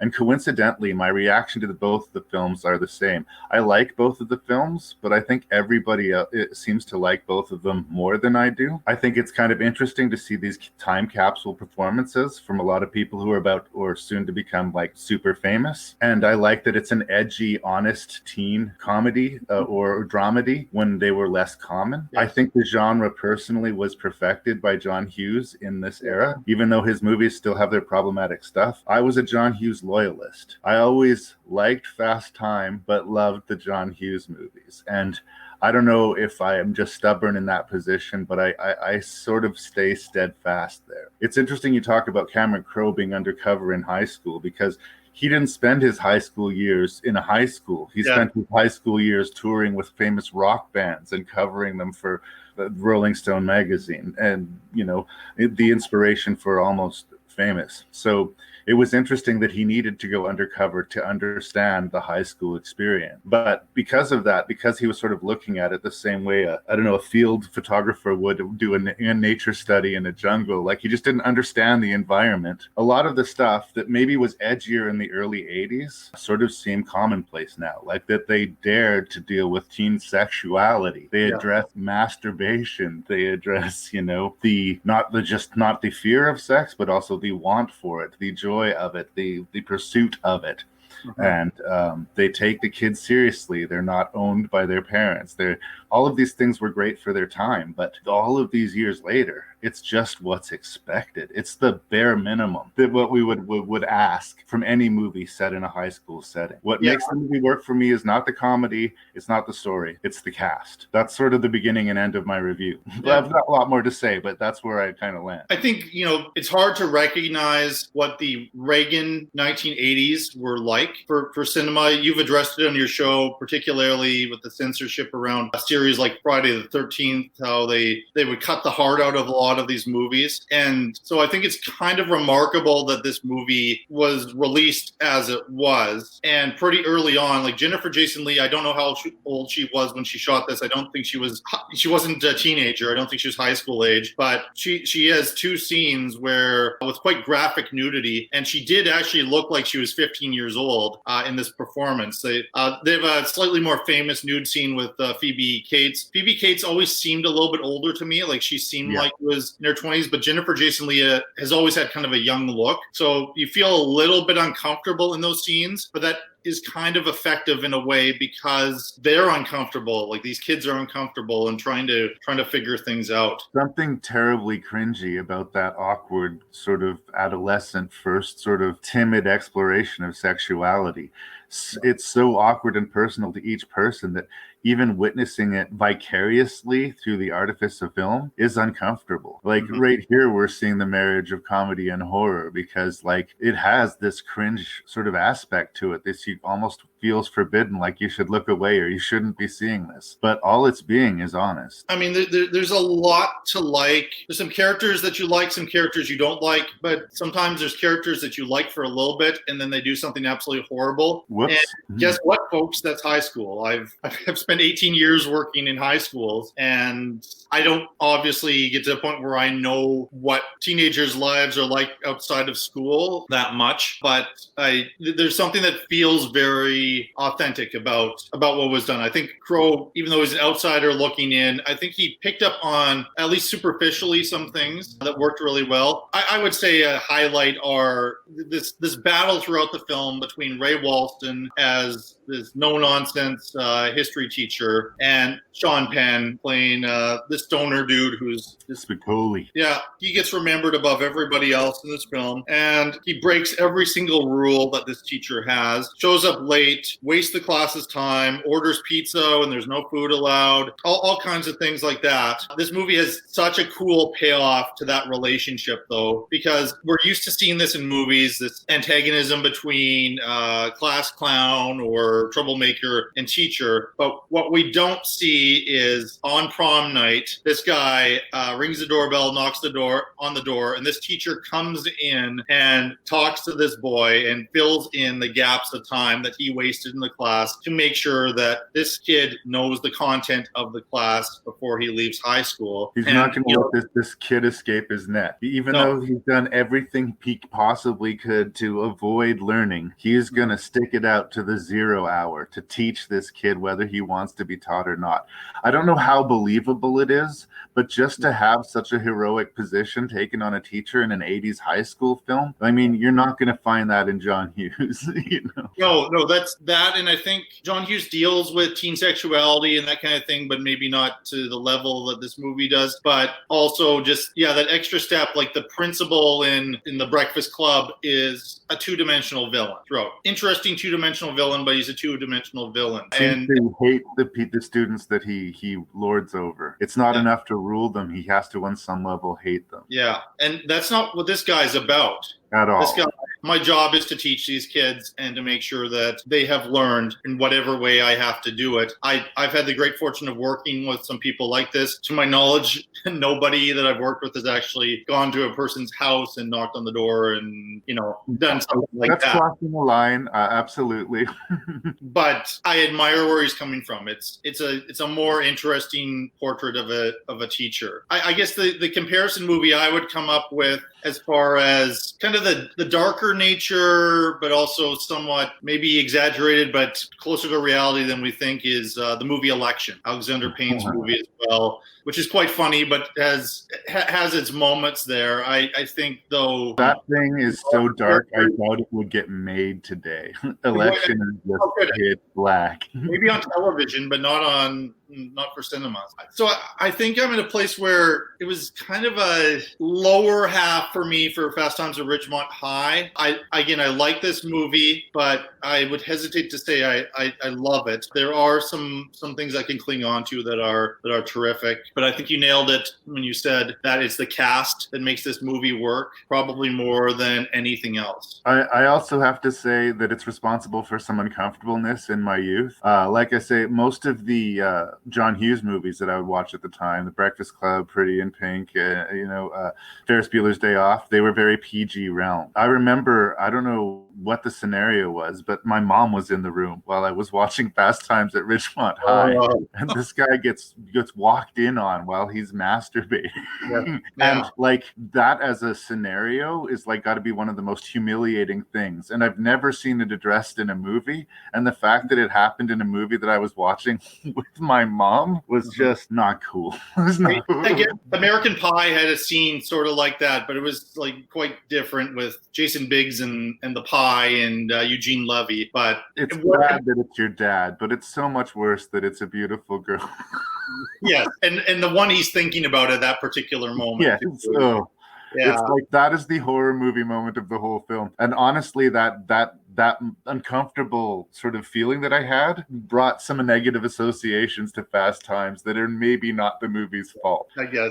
I appreciate that it's forward thinking and edgy times, especially for when it was made. But like I say, it's the fact that it has half of Hollywood in it that makes it sort of still relevant in some way today, more so than its quote edgy content. And I should mention that performance by Judge Reinhold. The 80s were the best time for him, as the last thing I remember him being in that was really good was he guest starred in an episode of Seinfeld where he was a close talker. He had a little bit of a movie career in the 80s and not much since. It's interesting, like he and Phoebe Cates are arguably the quote leads of the movie, and they're the two people who really their careers didn't go past the 80s. Not so much. They I don't know, for whatever reason, backed away from Hollywood. But it was interesting to see his arc is that he starts off his senior year as one of the most important people in the high school, and he loses power step by step by losing a relationship, and then he gets caught in that masturbation scene, and then that everybody in the school is going to hear that happened. He gets fired from his job when he loses it on a customer, and then he's working at like the really crappy restaurant where he's having to do all kinds of humiliating things. So it's kind of an interesting thing, and then there's a bit of a payoff for him at the end in a scene towards the end which also involves Sean Penn in a convenience store. I don't know why that made me think of Clerks for some reason. So James Remar is the guy who robs the store. Fun fact. All kinds of interesting guest appearances. They weren't necessarily guest appearances at that time. They were just people getting work. And I think a lot of people were trying to get into this movie, and just this kind of new wave of young Hollywood, which now is pretty much establishment Hollywood, came out of this film. So it's a thumbs up review. Just maybe I will not be foaming at the mouth about it as much as I will be with some of the other movies we talk about.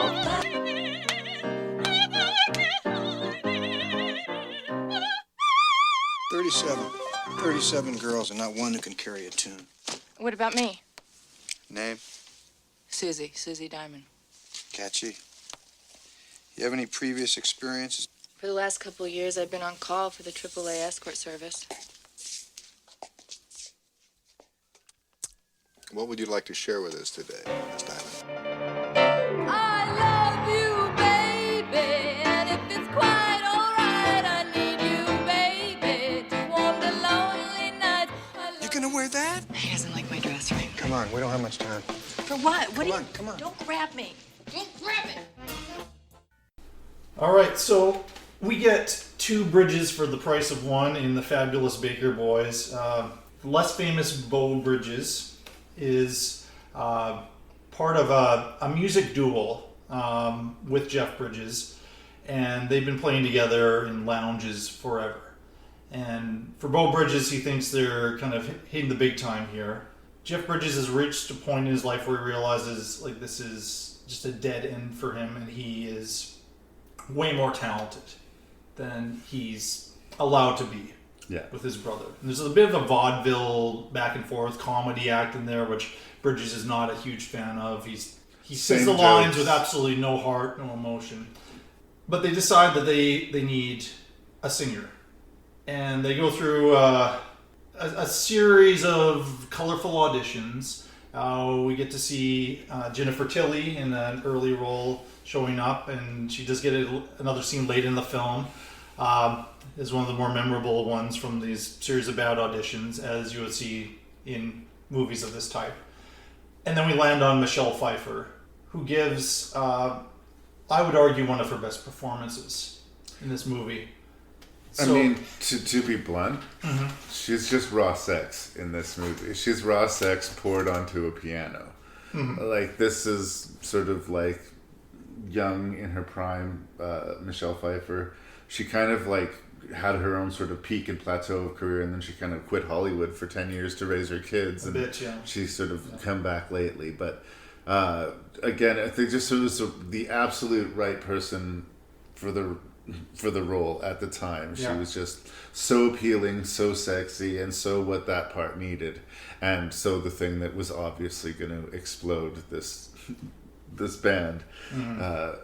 She's not really the Yoko Ono of the band, but I think what you're talking about in the introduction is that they've plateaued creatively, and Jeff Bridges is willing to recognize that, and Beau Bridges is not. He's stuck in... No, we just need the right person to see this act, and this is the act that's going to do it for us. And Jeff Bridges thinks that they need to evolve, and she's going to help them evolve, but also simultaneously sort of set them on their own separate paths. I think that this and Crazy Heart have a lot of thematic kind of similarities in that a woman comes into this musician's life and kind of fixes his life, but it's a kind of doomed, bittersweet kind of approach to the romance. And I remember seeing it when I was much younger, because this was late 80s. 89. 89 it came out, It was a couple of years before The Fisher King. So I think it was a little ahead of me when I first saw it. I remember thinking it was a little bit boring, but still finding something appealing about Michelle Pfeiffer, strangely. Yeah, that's unusual. But catching up to it again now, I appreciate the elements of the movie. I appreciate the chemistry between the brothers. I don't think Beau Bridges is on the same level of Jeff Bridges, but like, if we're judging on a Baldwin scale, he's closer to the William Baldwin than the Stephen Baldwin. Okay, yeah. He can act. He can act. He's fine. And he's been in a lot of TV roles, actually. He's been... And I don't mean to talk shit about it. I just don't. I just think that Jeff's playing on a different level than Beau is. That's all. Yeah. And I don't think that's a controversial statement. Now, would you have spotted that when you first watched it? It's hard to say. I think I was blown away by all 3 performances the first time I saw this movie. But rewatching it, I've watched it a couple times since, but rewatching it for this, I agree with you. I totally saw the difference. Yeah. I don't think Beau Bridges sucks. No. I'm not trying to take a shit on Beau Bridges. I'm just of the 3 though. I mean, I don't think this movie works without Jeff Bridges and Michelle Pfeiffer. Yeah. There's also a charming old-fashioned thing to the movie. Like, it is very much movie of time. I remember there's a scene where before she's joined the group, she's talking about how her cigarettes cost like 15 cents each. And so if she's going to wreck her lungs, she might as well, pay the best price for it. And I'm like, that's adorable. I wonder what the per cigarette price is now. It's probably got to be like $1.25.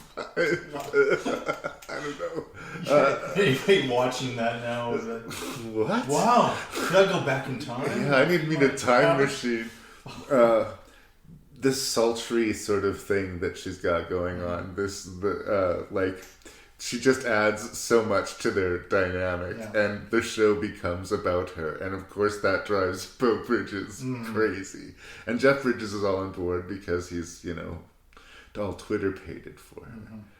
I think plus he wants to see something different happen here. Oh yeah, this is helping their career. This is shaking things up. Beau Bridges doesn't want the act to be dirty or sexual in any way. No. But when he has to go away and they perform on this New Year's Eve in this hotel, they just go for it. Yeah.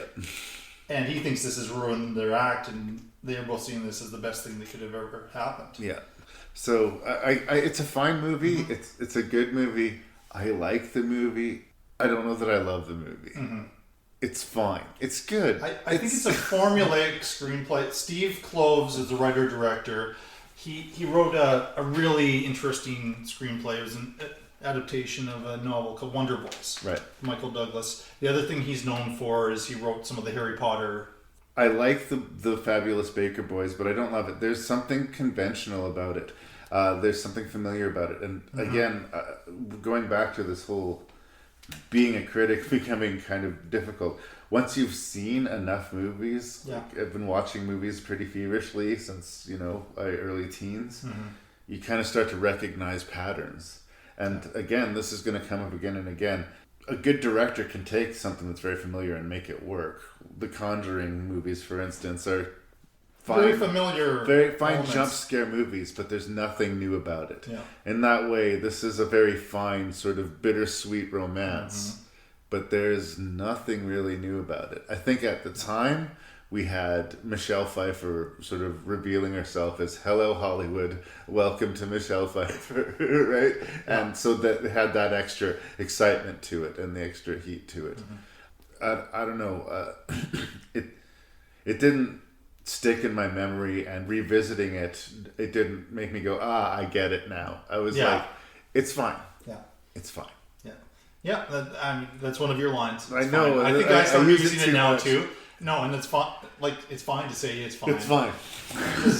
I very much agree with you.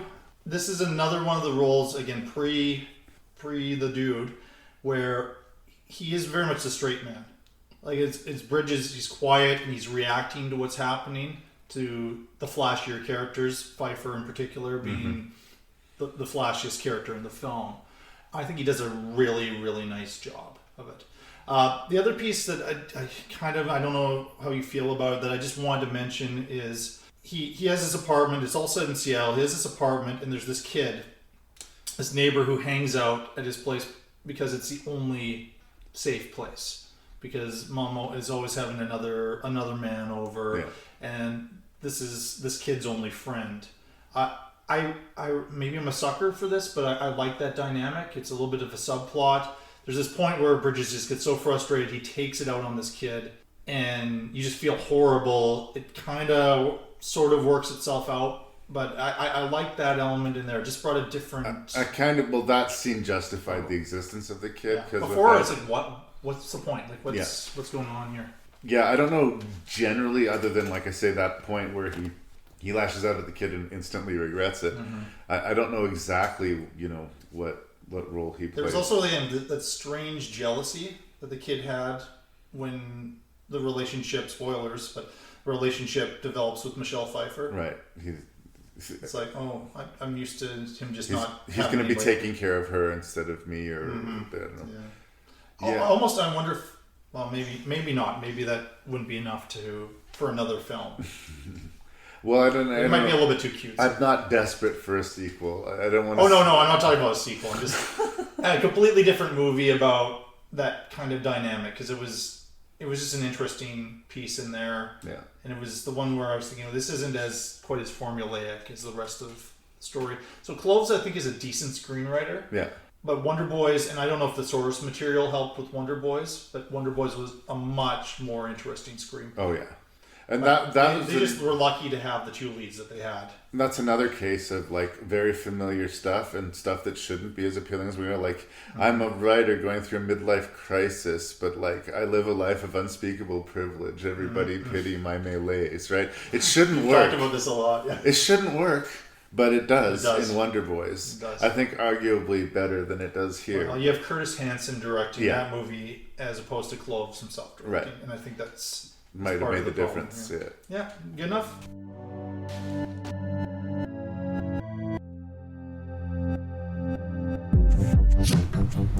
Well, that pretty much takes us to the end of this episode of the Rank and Review Shelf-Shedding Movie Crossover episode, so I hope you enjoyed that.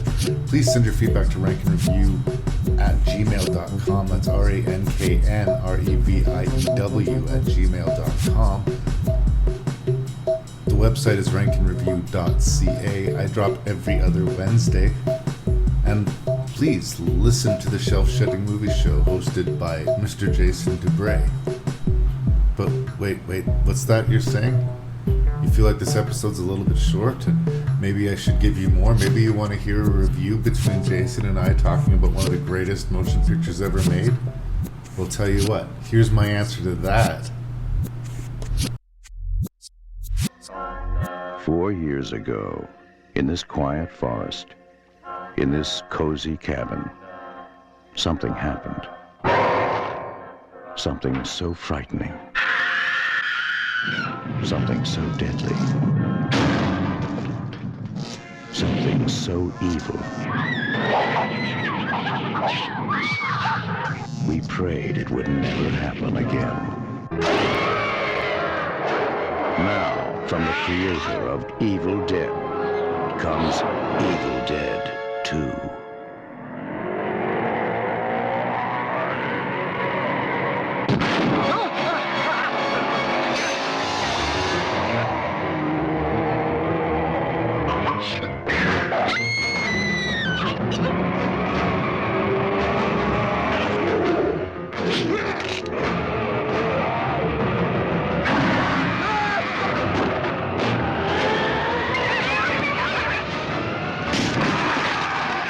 Swallow your soul!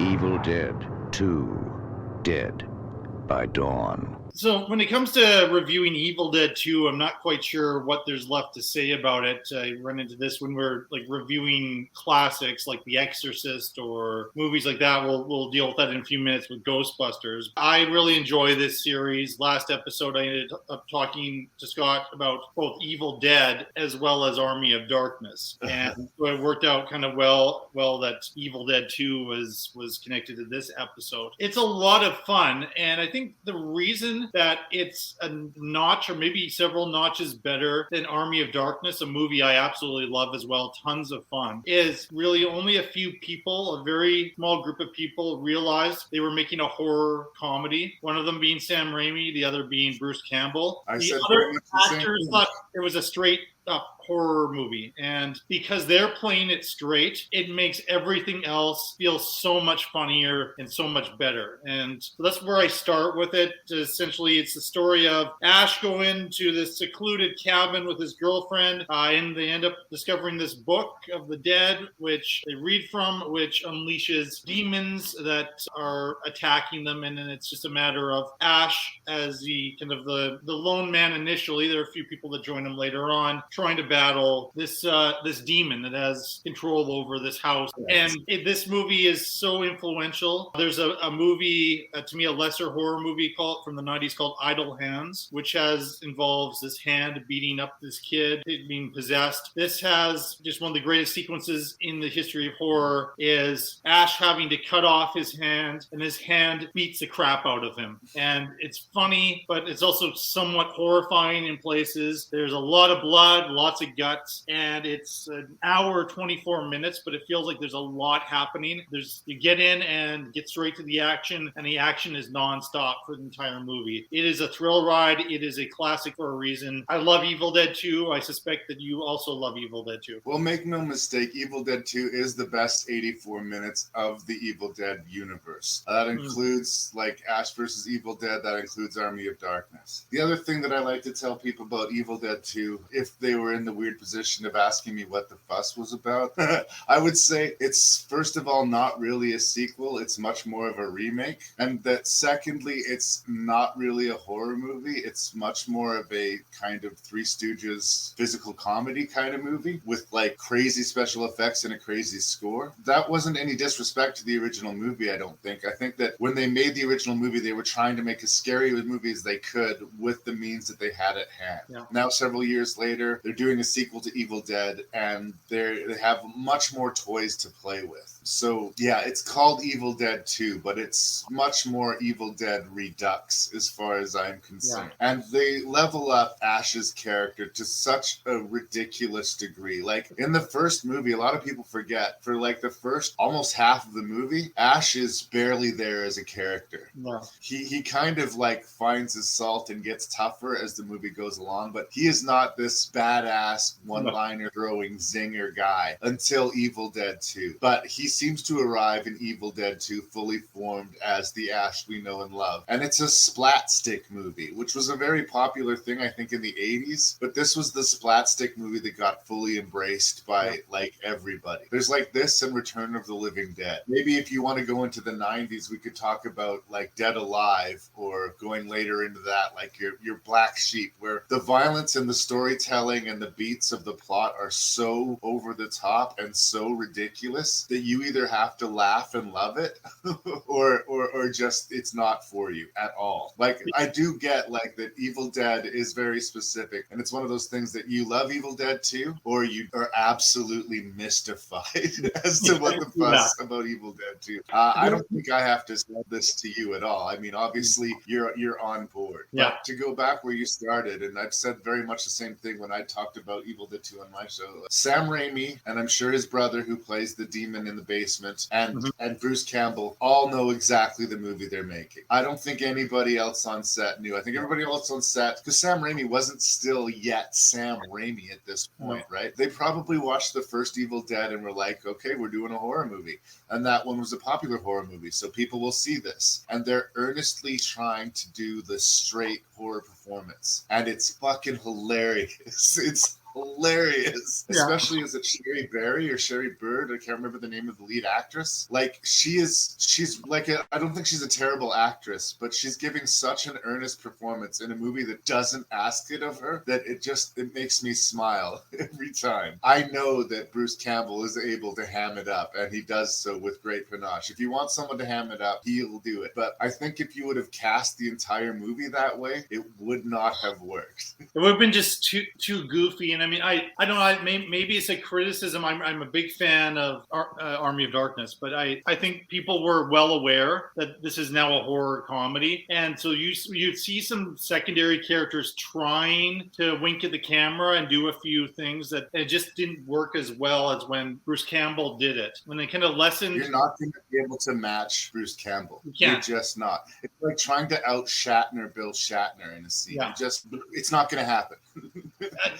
The only person I can think of is Jim Carrey, that is in that stratosphere, but he does something completely different than what Bruce Campbell does. And like, I mean, I think the best horror from Army of Darkness was when Bruce Campbell is left alone by himself, and it's kind of that second act is kind of the Bruce Campbell show, and we have big sections of that in Evil Dead 2 as well, where he's in that cabin for a long time before the redneck couple and then the others show up, the ones who are connected to the professor who was studying all of this, and then they kind of meet their inevitable fates there. But they revisit things in the first movie too. This is why I say it's like a remake. Like, if he knew that this cabin was cursed, he wouldn't drive his girlfriend out there again, right?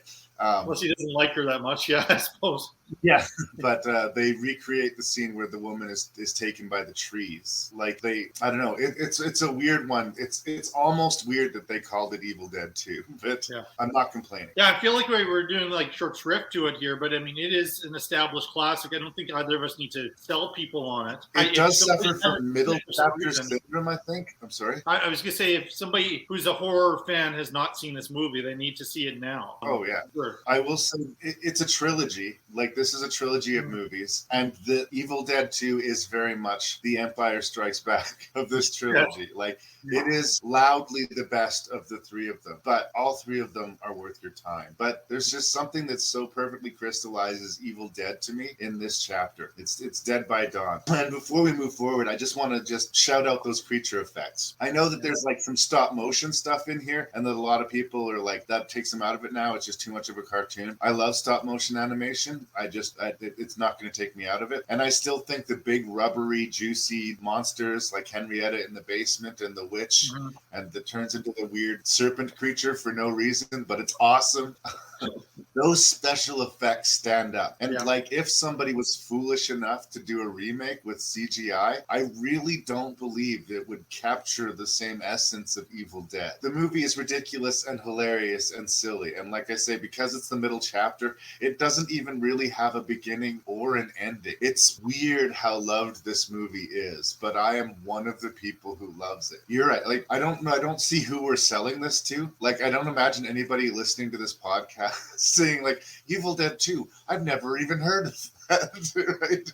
Right? There might be a couple people I know, if they're listening, that might not, or it might not be their thing necessarily, but or if they didn't know that there was some serious comedy to it, or that this was brought to you by the guy who brought, would later give you the Spider-Man trilogy and a lot of really great Sam Raimi joints going forward. And he was very young when he made this movie. This is his third professional feature. So always going to love the Sam Raimi. Like, I go in cautiously optimistic to the new Doctor Strange because he's directing it. Right? Like, Sam Raimi, just I feel like I can confidently put my money down on the table for his next picture. On the whole, for me too, that's the way. And I know this, and this is one I probably need to revisit, and I maybe wasn't in the right headspace. But the only one that's kind of in this universe that I don't care for is the remake. And I know. I thought you were going to say you were going to talk about Drag Me to Hell. No, I'm not going to Drag Me to Hell. Yeah, as far as the filmography of Sam Raimi, that's one I still am trying to figure out. People love it, and I still just haven't gone behind that. But as far as I love the remake universe,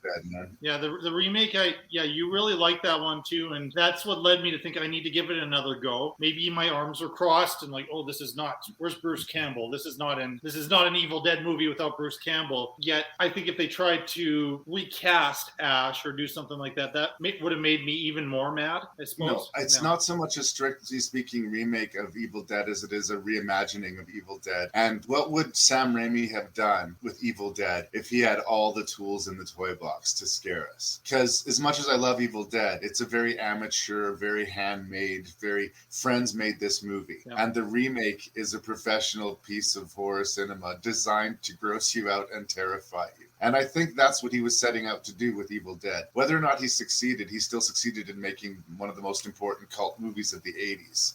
Yes. And even though Evil Dead is one of the most important cult movies of the 80s, I think Evil Dead 2 surpasses it on pretty much every level. Yeah, it's one of the best horror movies of the 1980s, period. And that was the decade for horror in many ways. There was so much stuff released in that decade, and for this one to have the legacy that it does, it's a great film, and people check it out. It doesn't feel in the same way like, obviously it's a cheesy, over-the-top horror movie, but it doesn't feel 80s in a weird way. There's a strange, timeless quality to Evil Dead 2. I watched it in the 90s, watched it throughout the 21st century. And there isn't that cringy moment where you're just going, oh, that's very 80s. It's not that soundtrack cue. Every now and then there'll be some fashion statement, some sound cue, or just something that happens that is so out of time that it takes you out of the movie. But I don't find that here. I'm just smiling the whole time. No, it's a good time. And if you wanted, like, the idea of fun horror movies, this is a fun horror movie. Sometimes horror movies can be draining and, like, emotionally exhausting. This is not one of them. I would say if you're wanting to have a good time, watch Evil Dead 2.